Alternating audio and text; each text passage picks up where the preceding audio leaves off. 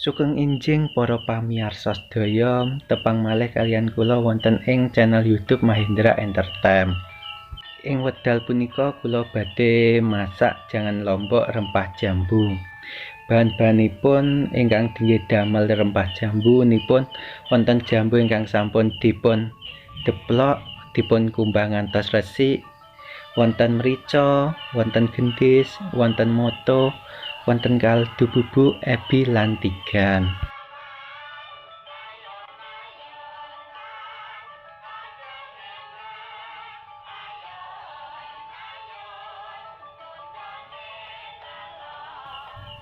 Sedaya bahan-bahan niku dipun campur ngantos rata, lajeng dipun bentuk bunder-bunder alit-alit kemawon.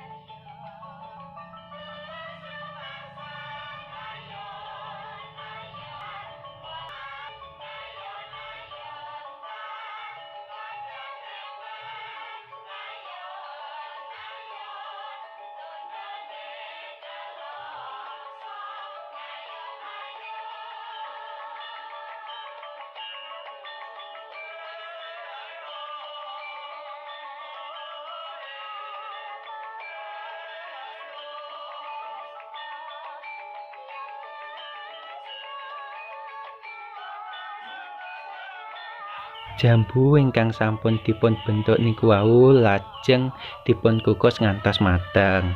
Nggih niki hasilipun jambu ingkang sampun dipun kukus dados rempah jambu. Saged dipun olah. Ingkang kaping kalihipun kula badhe masak jangan lombok rempah jambuipun. Bahan-bahanipun wonten rempah jambu, tahu tempe, bawang brambang, lombok, ebi, rambak sayur, santen lan minyak. Ingkang sepindhah lebetaken minyak goreng.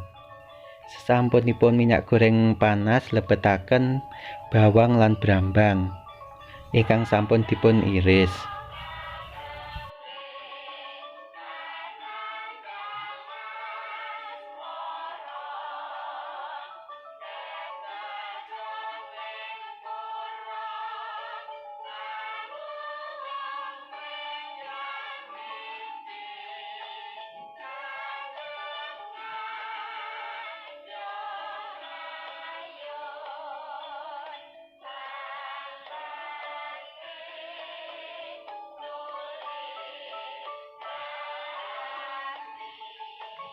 Menawi bawang brambang sampun mateng, banjur lebetaken lombok lan oseng ngantos layu.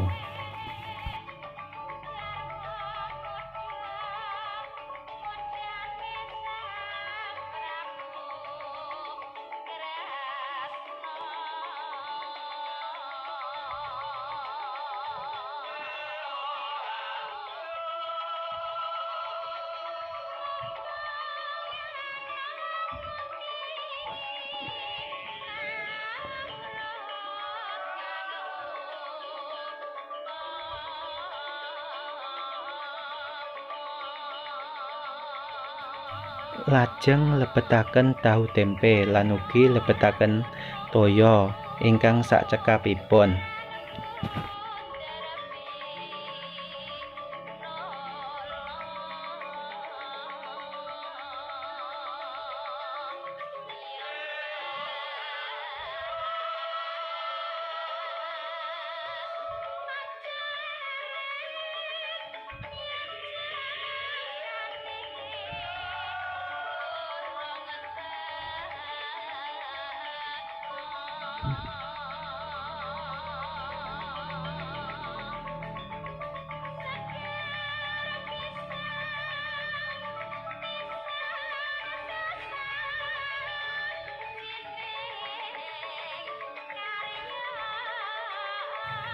Sasampunipun umub, banjur lebetaken ebi lan ugi rempah jambunipun.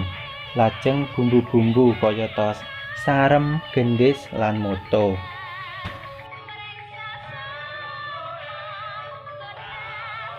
Ampun kesupen lebetaken santen.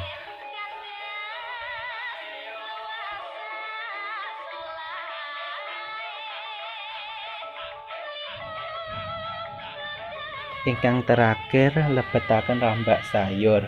Banjur ditenggo ngantos mateng.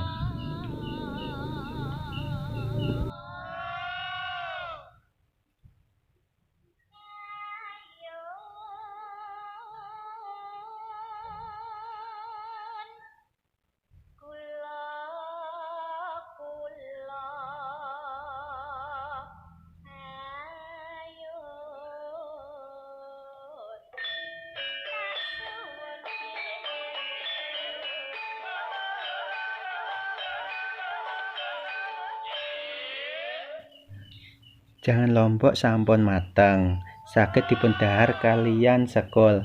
Matur sembah nuwun.